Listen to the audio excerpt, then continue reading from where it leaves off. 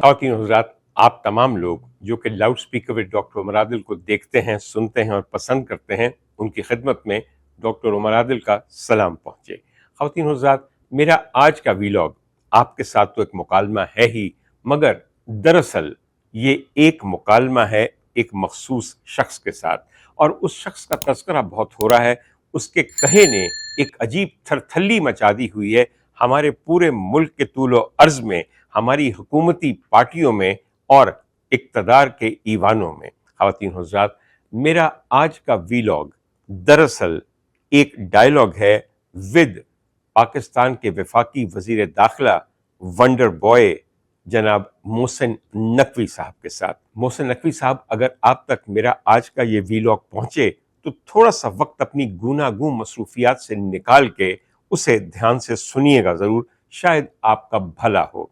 आप ये कहेंगे कि डॉक्टर उमर आदिल, तुम एक मामूली हकीर कीड़े मकोड़े हो पाकिस्तान के, तुम्हें मुझसे क्या मुकालमा करना है और तुम्हारे मुकालमे में ऐसी क्या बात होगी कि मैं उसको ध्यान से सुनूं और मेरा उसमें क्या भला होगा। मैं सिर्फ आपको ये बताना चाहता हूं कि मोहसिन नकवी साहब, जिंदगी का मेरा भी बड़ा वसी तजुर्बा है और मुख्तलिफ शोबों में है, और मैं आज अगर आपसे मुखातिब हूं तो एक सीनियर डॉक्टर की हैसियत से। आप ये कहेंगे मुझे सीनियर डॉक्टर की क्या ज़रूरत है, मैं कोई मरीज थोड़ी हूं, मैं कोई बीमार थोड़ी हूं। तो आइए मैं निशानदही करूं आपके मर्ज की, उस बीमारी की जो आपको लाहक है, और उस बीमारी के तदारुक और उसके इलाज की।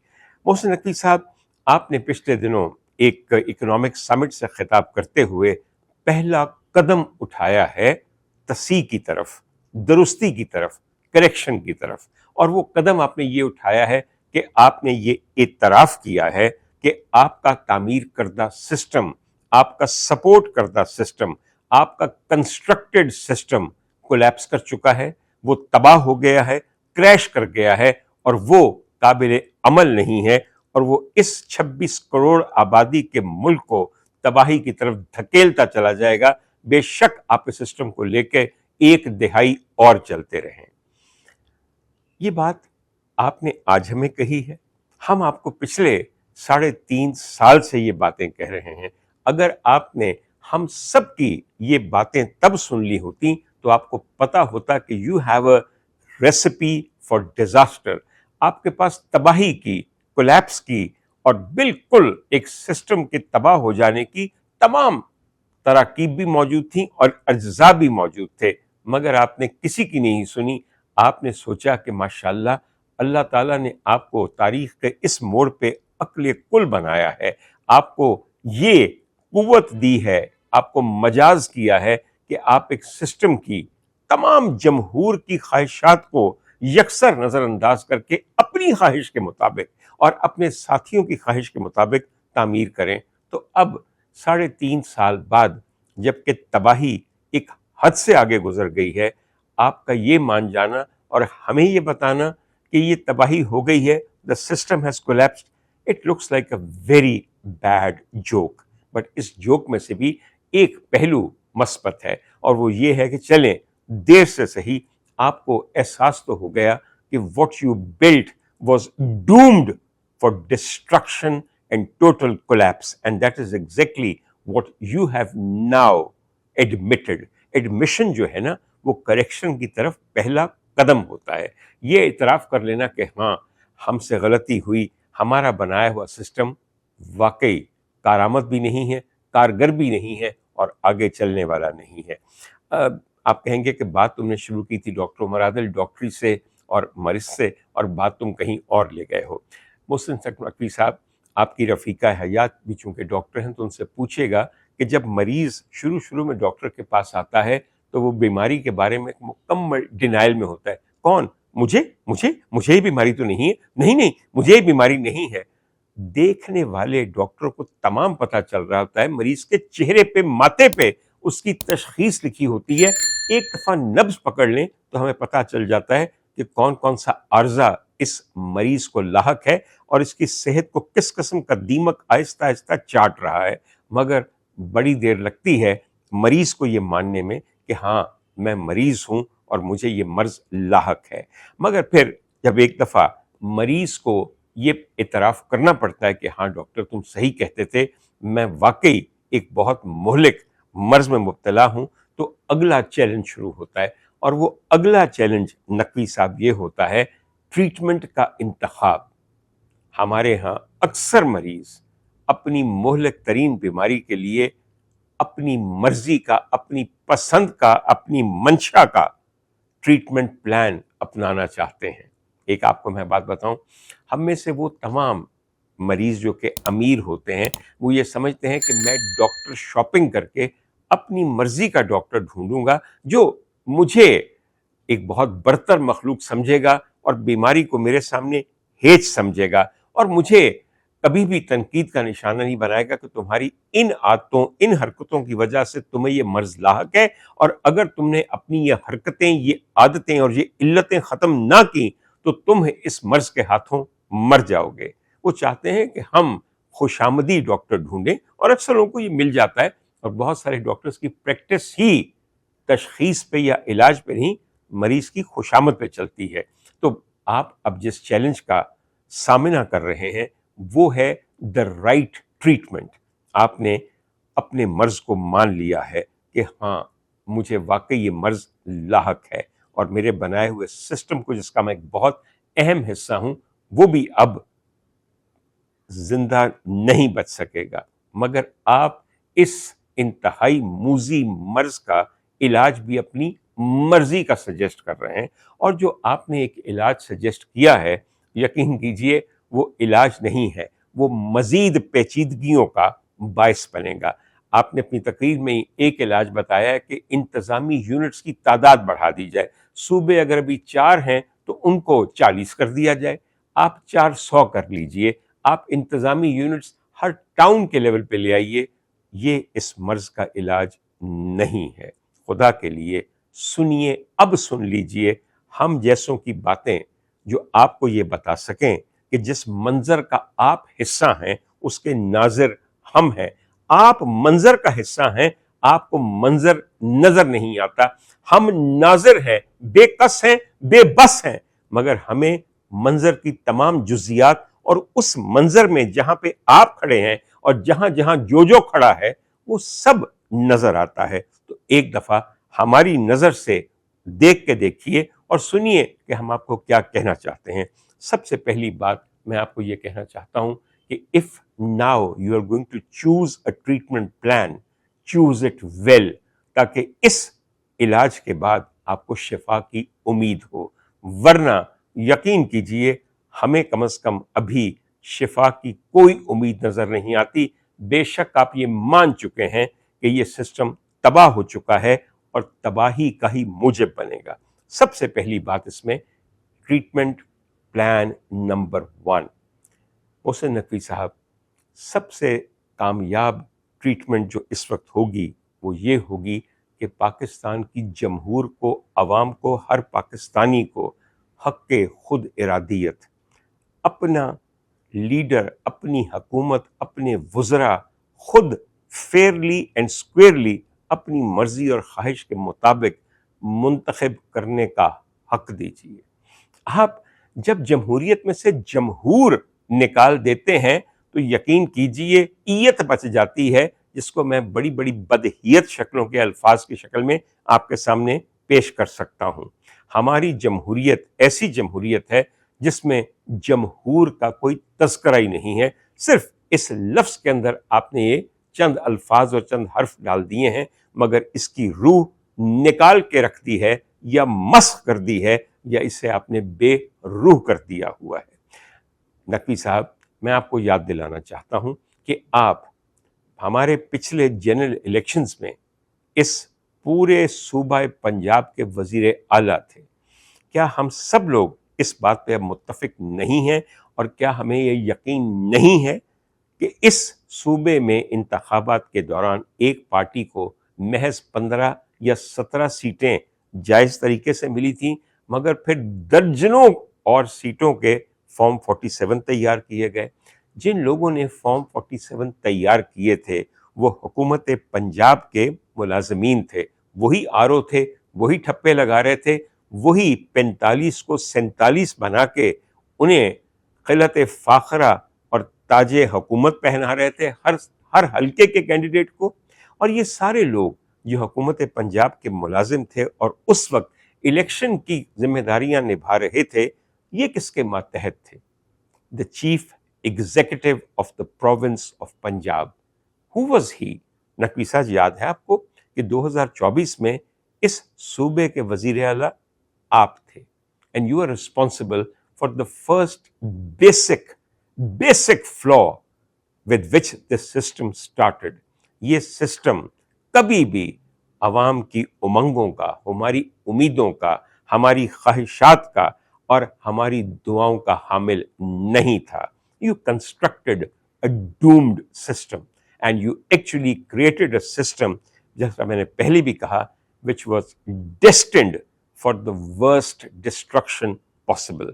خواتین و حضرات، میں آپ کے ساتھ، اگر آپ سمجھتے ہیں کہ میں غلط کہہ رہا ہوں، میں صرف صوبہ پنجاب کا ذکر کر رہا ہوں کہ آج میں مخاطب ہوں نقوی صاحب کے ساتھ. میرے خیال میں پاکستان کے طول و عرض میں جس قسم کا الیکشن کریٹ کیا گیا اور جس قسم کی پھر اسمبلیاں اس کے بعد مارز وجود میں آئیں، میں بتانے کی کوئی ضرورت نہیں ہے.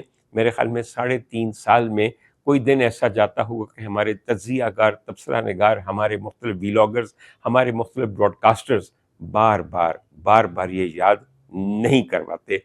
ان کی کیا بات کیجیے، اب تو وہ سارا دن اپنی آواز کو واشگاف انداز میں استعمال کر کے تانے دیتے ہیں اپنے حلیفوں کو کہ تم تو 47 فارم کی پیداوار ہو، تمہیں تو مینڈیٹ خیرات میں ملا ہے، تم کس قابل ہو، تم تو اللیجیٹمیٹ ہو.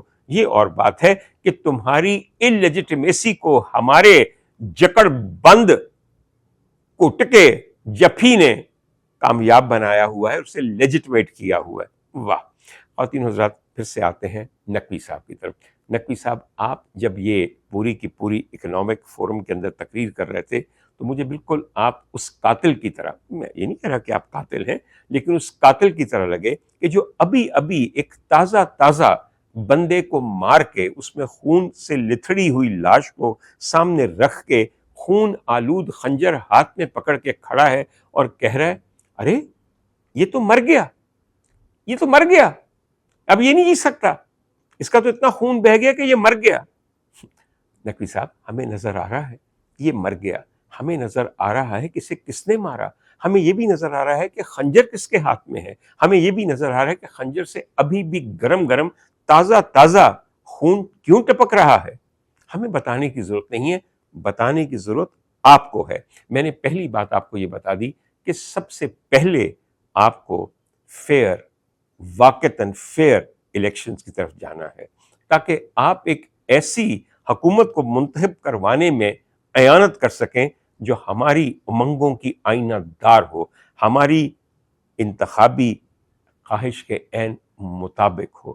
اور اس سلسلے میں مجھے آپ کو بتانا ہے کہ سب سے پہلے یونٹس بنانے کی ضرورت نہیں ہے، آپ کو اپنے الیکشن کمیشن آف پاکستان کو غیر جانبدار کرنے کی ضرورت ہے. وہاں اس قسم کے چیف الیکشن کمشنر نہ بٹھائیے کہ جنہیں دھاندلی کا باپ کہا جائے اور تاریخ جنہیں کبھی معاف نہ کر سکے.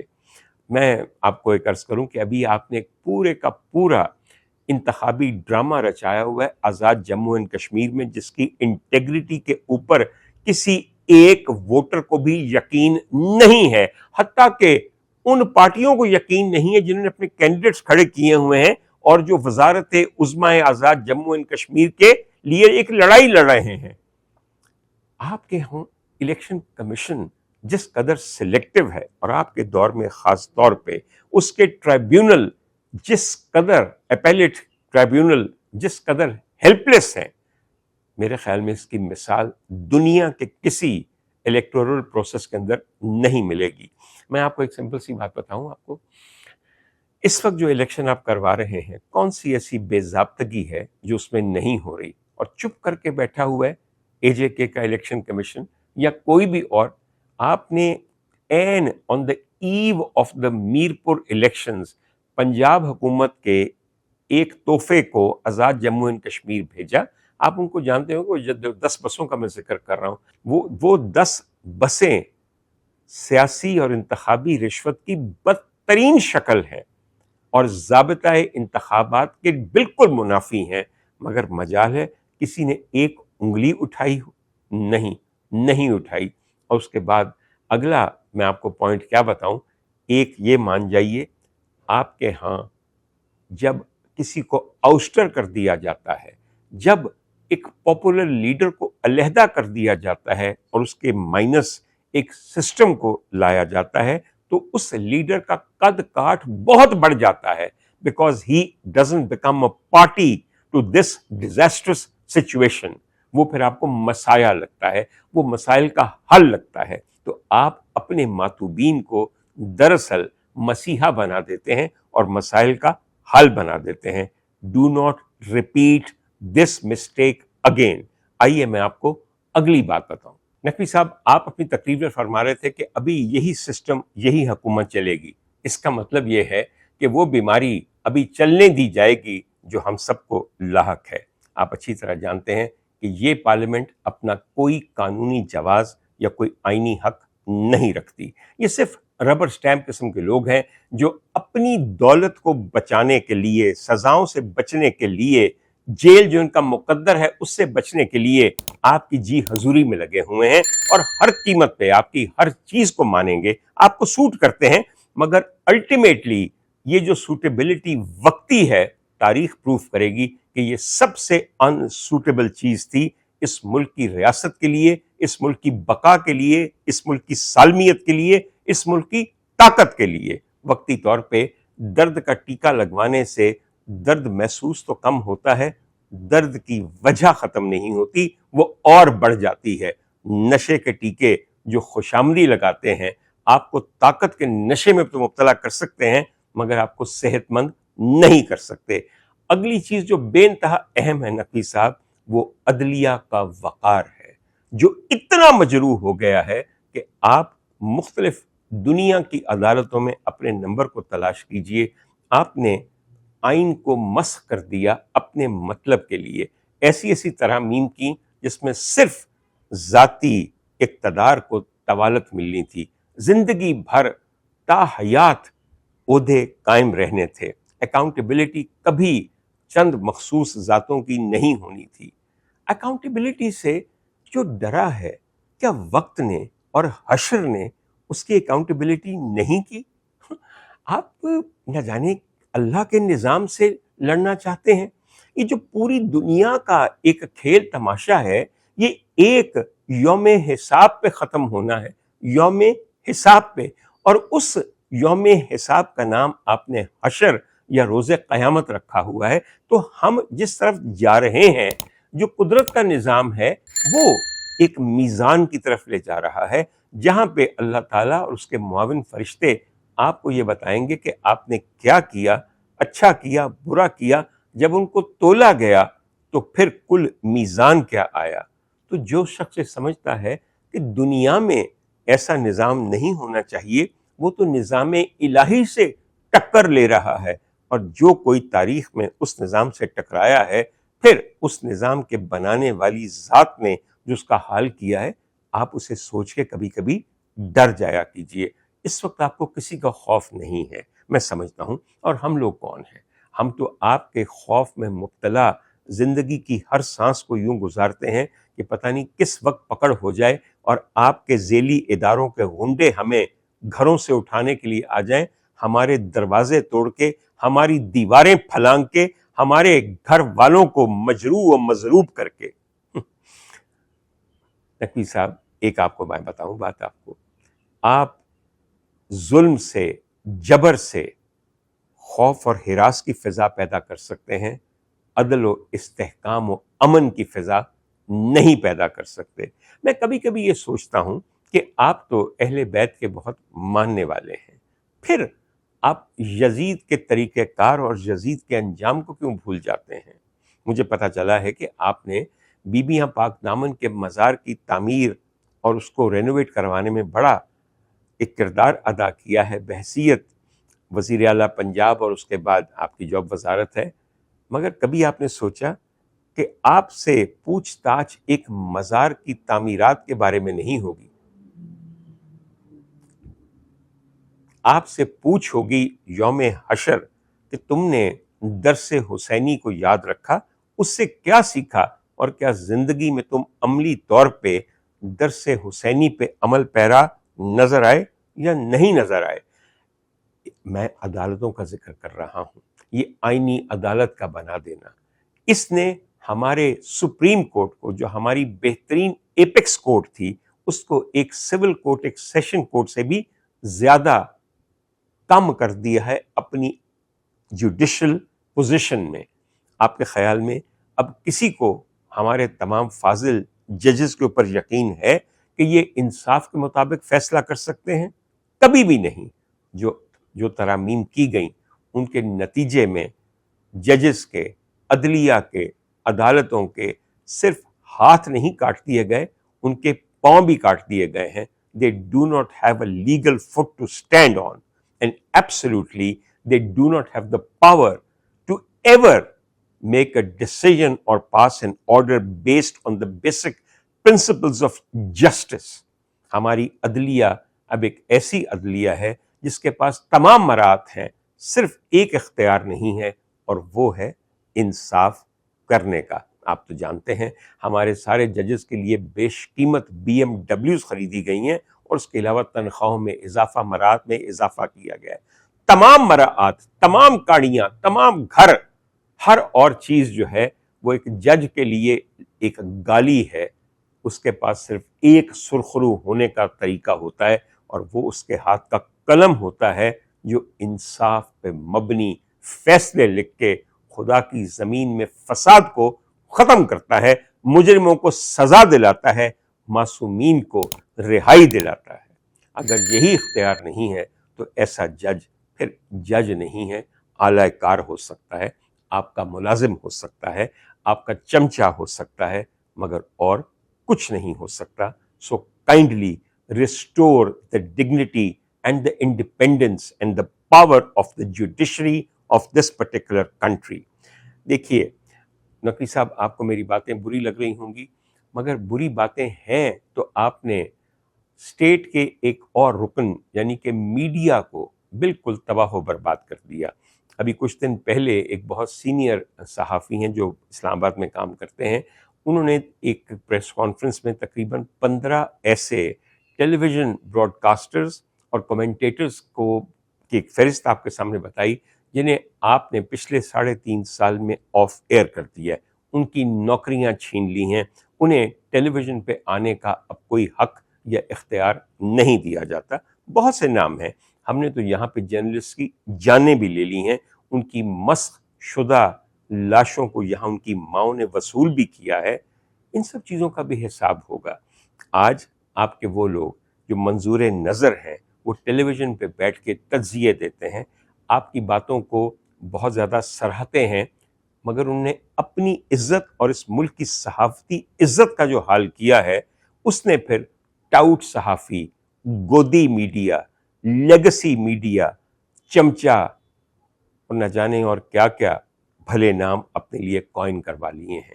یقین کریں جب وہ سیدھا منہ کر کے ہر غلط کو صحیح ثابت کرنے کی کوشش کرتے ہیں تو کوئی انہیں نہیں دیکھتا۔ آپ کے جتنے بڑے چینلز ہیں، بیکاز ان کا اربوں کا بزنس ہے، ظاہر وہ آپ کے اشاروں پہ ناچیں گے۔ جب میڈیا انڈیپینڈنٹ نہیں ہوتا تو پھر آپ کو صحیح بتانے والا، آپ کو تنقید کے ذریعے صحیح کرنے والا، گائیڈ کرنے والا کوئی ادارہ نہیں رہتا، کیونکہ بیوروکریسی تو کبھی ایسے کرے گی ہی نہیں۔ خواتین و حضرات اور نقوی صاحب، جس ملک میں صحافت کا جنازہ اٹھ جائے، اور وہ بھی ایسی حالت میں کہ صحافت کے جنازے کو کفن بھی نصیب نہ ہو اور اسے کسی گڑھے میں پھینک دیا جائے، وہاں پہ دراصل بہت ساری اور چیزوں کا بھی جنازہ اسی طرح اٹھ جاتا ہے اور نہ جانے کسی گڑھے میں دفن ہو جاتا ہے۔ سو کائنڈلی آپ نے نہ صرف صحافت کو بلکہ ٹیلی ویژن کو اور اخبار کو بند کیا، آپ نے جو ڈیجیٹل سائبر سپیس ہے اس کو کنٹرول کرنے کی کتنی کوششیں کی ہیں، اور مستقل ادارے ایسے بنا دیے ہیں جو صرف سائبر کرائم کو کرب کرنے کی آڑ میں سائبر کرائم پہ وہ آوازیں جو وائسز آف ڈسینٹ ہیں، جو دراصل آپ کی اور اس ملک کی خیر خواہ ہیں، ان کو دبانے کے لیے کیسے کیسے کام کیے ہیں۔ میں نقوی صاحب آپ کو ذاتی طور پہ ایک بات بتانا چاہتا ہوں، اللہ کرے کہ میری یہ بات آپ تک پہنچے۔ مجھے جب NCCIA والوں نے اٹھایا ہے اور میں نے ان کو کہا کہ آپ نے یہ مقدمہ من گھڑت بنایا ہے، جھوٹا بنایا ہے، اٹ سٹنکس، تو ان کا یہ تھا کہ فکر نہ کر، اسی عید کی بہتر مقدمہ بناواں گے۔ میں نے ایک دن پوچھ لیا وہاں پہ، اور یہ میں بات کر رہا ہوں 8B گلبرگ 2 لاہور کی، فرسٹ فلور پہ مجھے وہ کمرہ یاد ہے، جب چاہیں مجھ سے حلفن قسمن مجھ سے یہ گواہی لے لیجیے گا کہ وہاں کون کون موجود تھا اور کیا بات ہوئی۔ وہاں ظاہر ہے کہ آپ کے سب آرڈینیٹس بیٹھے ہوئے تھے، تو مجھے کہنے لگے تو کہنا نا سی مقدمہ جھوٹا بنانے ہیں، فکر نہ کر، اس دفعہ ہم نے تیاری کی ہوئی ہے۔ نقوی صاحب سنیے گا غور سے، انہوں نے کہا تیاری ہم نے وہ کی ہوئی ہے کہ تمہیں ہم توہین رسالت کے مقدمے میں پکڑیں گے، اساں کڑی بھی تیار کیتی ہوئی ہے جیڑی تیرے خلاف شکایت کرے گی۔ میں کہا اچھا کی شکایت کرے گی؟ انہوں نے کہا شکایت یہ ہوگی کہ اس نے ایک نیاز کے بارے میں یہ کہا ہے کہ اس نیاز کو اس طرح اشتہار لگا کے دنیا کے سامنے نہ پیش کریں، یہ اللہ اور آپ کے درمیان کا معاملہ ہے کہ آپ اس کے نام پہ کیا دیتے ہیں، اس کا دکھاوا نہیں ہونا چاہیے۔ میں نے کہا تو اس میں کیا غلط ہے؟ کہنے کہ دساں گا تینوں کی غلط ہے، اے غلط ہے کہ ساڈا وزیر جڑا ہے وہ اہل تشیع ہے، جدوں انہوں پتہ چلے گا کہ ایک بندہ امام علی مقام سید الشہداء جناب حضرت امام حسین کے نام پہ دی ہوئی نیاز کے بارے میں یہ کہتا ہے کہ اس کا دکھاوا نہ کرو، تے پھر دیکھیں تیرے تے جہو جہاں مقدمہ بنتا ہے۔ نقوی صاحب، جن لوگوں کو آپ مانتے ہیں، اب لوگ ان کا نام استعمال کر کے ہم جیسوں کو خوف زدہ کرتے ہیں، ہمیں یہ بتاتے ہیں کہ تمہاری زندگی کا خاتمہ ہم اس کے ذریعے کریں گے، تمہیں توہین مذہب، توہین اہل بیت کے سلسلے میں پکڑا جائے گا، اور تمہارا کوئی نجات دہندہ نہیں ہوگا۔ اور یہ نقوی صاحب پتہ ہے مجھے کب کہا گیا؟ تب کہا گیا کہ جب میں نے یہ کہا کہ آپ اپنے وزیر سے میرے بارے میں پوچھئے، میرے اور ان کے کچھ مشترکہ دوست ہیں، ان سے گواہی لیجئے کہ کیا میں ملک دشمن ہوں، کیا میں معاشرے میں انتشار یا اضطراب پھیلانا چاہتا ہوں۔ میں نے یہ بھی کہا کہ نقوی صاحب کی بیگم صاحبہ ایک ڈاکٹر ہیں، ان سے پوچھئے، وہ شعبہ طب میں میری شہرت کے بارے میں پتہ کر کے دیکھیں۔ اس کے بعد جو کچھ ان کے اہل خانہ کے بارے میں کہا گیا اور جو گالیاں استعمال کی گئیں وہ ایک الگ داستان ہے، ان تمام دوستوں کے بارے میں جو کچھ کہا گیا وہ ایک علیحدہ داستان ہے، اور میں اس سلسلے میں نام لے کے آپ کے اور اپنے مشترکہ جانکاروں کا بتا سکتا ہوں، اور ان سے آپ گواہی لے لیجئے کہ جب وہ میری خاطر فون کرتے تھے کہ تم نے اسے کیوں پکڑا ہوا ہے، تو آگے سے وہ جو میرا پکڑنے والا خبیث و ملعون و مطعون تھا، اسے کبھی فون اٹھانے کی زحمت گوارا نہیں کرنی پڑی۔ ہاں، میرے سامنے یہ کہتا تھا جدوں نقوی نو پتہ لگا کہ تو اہل بیت دے اتے کچھ کیا ہے تے پھر دیکھیں وہ تیرے متعلق کی حکم دیندا، عید کی تے اساں پھڑیا ہے، اگلی واری تینوں CCD والے پھڑن گے، اور ادھا انجام تینوں پتہ ہے۔ نقوی صاحب یقین کیجئے ایک دن وہ آئے گا جب کہیں نہ کہیں آپ سے یہ پوچھ ہوگی کہ بھیا تمہارے نام لے لے کر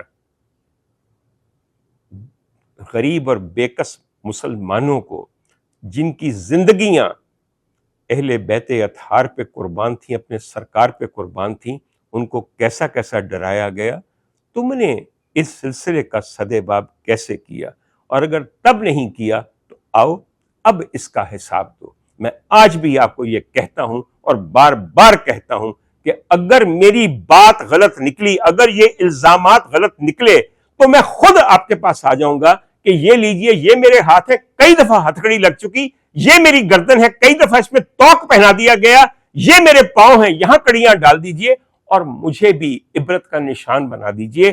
لیکن اگر میری بات سچ نکلی تو پھر دیکھیں گے کہ آپ ان لوگوں کو عبرت کا نشان بناتے ہیں یا نہیں بناتے، جو آپ کا نام لے لے کر ان ہستیوں کے اوپر غلط الزامات گھڑ گھڑ کے اپنے شیطانی ذہنوں سے ہمیں ڈراتے تھے کہ ہم تمہیں توہین مذہب کے سلسلے میں پکڑیں گے۔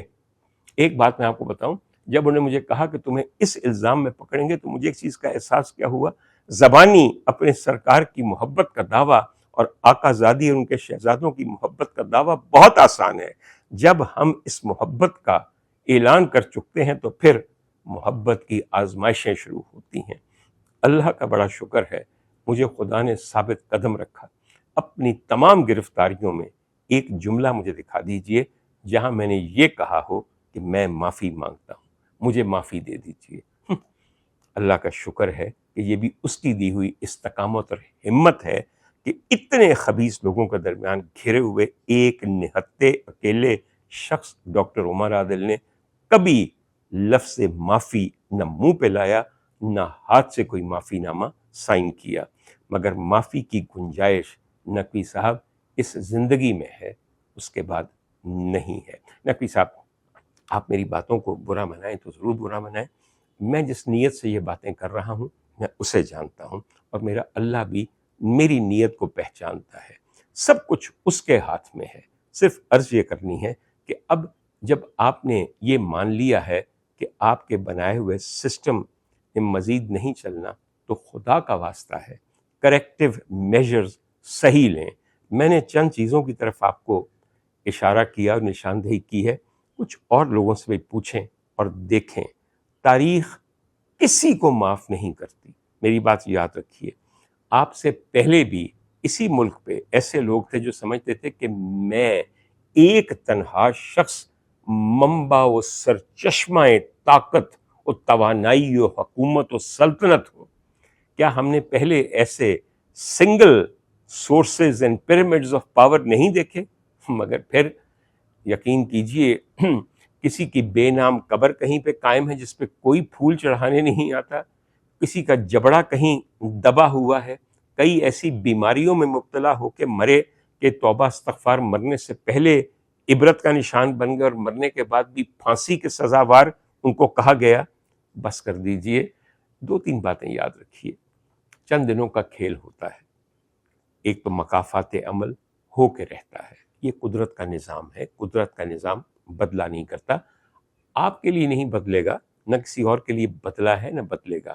اور ایک اور آپ کو بات بتاؤں, اور میرا یہ جملہ انگریزی میں ہے مگر اسے یاد رکھیے گا, اور وہ انگریزی کا جملہ کچھ یوں ہے: فیٹ نیور فرگیٹس این ایڈریس. مقدر کبھی کسی پتے کو بھولتا نہیں. آ کے اسی دروازے پہ بیل بھی بجاتا ہے, کھٹکھٹاتا بھی ہے, اور اگر اس گھر میں رہنے والا یہ سمجھے کہ مقدر کی دستک یا اس کی دی ہوئی کال بیل کو میں نے آنسر نہیں کرنا, تو پھر مقدر دروازے توڑ کے چھت پھاڑ کے اندر آ جاتا ہے, اور جیسا اسے کہا جاتا ہے کاتب تقدیر کی طرف سے وہ پھر وہ کر کے رہتا ہے.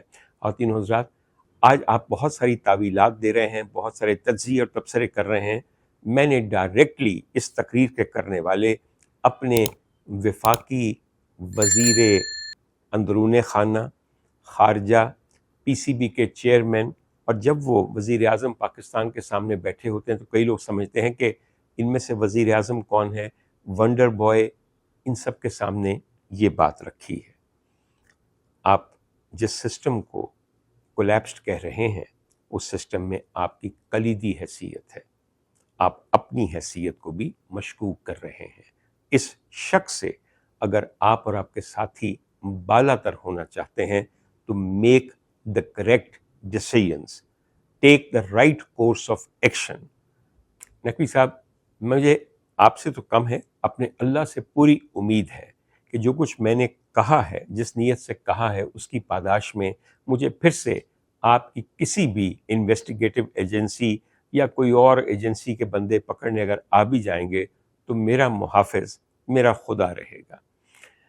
بدترین حالات میں میرے پروردگار کی بہترین صفات حرکت میں آ جاتی ہیں, اور اگر وہ حرکت میں نہ آتی تو پھر خدا کا وجود ہی ہم ماننے سے انکار کر دیتے.